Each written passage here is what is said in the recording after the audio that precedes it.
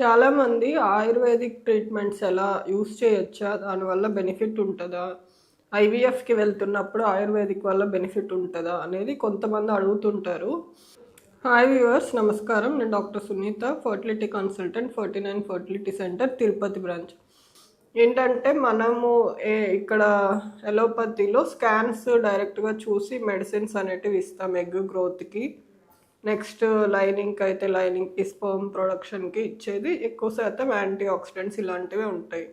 So ఆయుర్వేదిక్‌లో treatments అనేవి ఎలా ఉంటాయనేది మనం చెప్పలేము.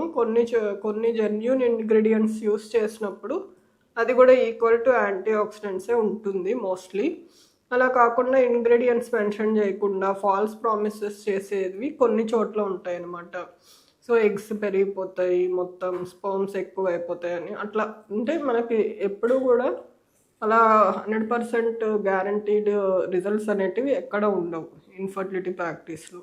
సో బెటర్ ఇంప్రూవ్మెంట్ ఇంగ్రీడియంట్స్ చూసుకుంటూ ఒక ప్రాపర్ డాక్టర్ దగ్గర కొంత టైం వాళ్ళు నమ్మకంగా ఉన్నారు, మేము ఆయుర్వేదిక్ వాడి చూడాలనుకుంటున్నారు అంటే కొంచెం టైం ట్రై చేస్తే చేయొచ్చు. కానీ కంపల్సరీగా దాన్నే ఆలోచిస్తూ దాని గురించే చూడడం అనేది కరెక్ట్ కాదు. ప్లస్ కొన్ని చోట్ల ఇప్పుడు ఎక్కువ శాతం ఆయుర్వేదిక్ మెడిసిన్స్లో కూడా అలోపతిక్ మెడిసిన్స్ మిక్స్ అవుతున్నాయి. దానివల్ల రెండు మెడిసిన్స్ యూస్ చేసినప్పుడు ఒక్కొక్కసారి దేనివల్ల సైడ్ ఎఫెక్ట్ వచ్చింది అని మనం చెప్పలేమన్నమాట. So better to when IVF ప్రొసీజర్లోకి వెళ్తున్నప్పుడు better to avoid other medicines. So hope this video is informative for you. Thank you very much.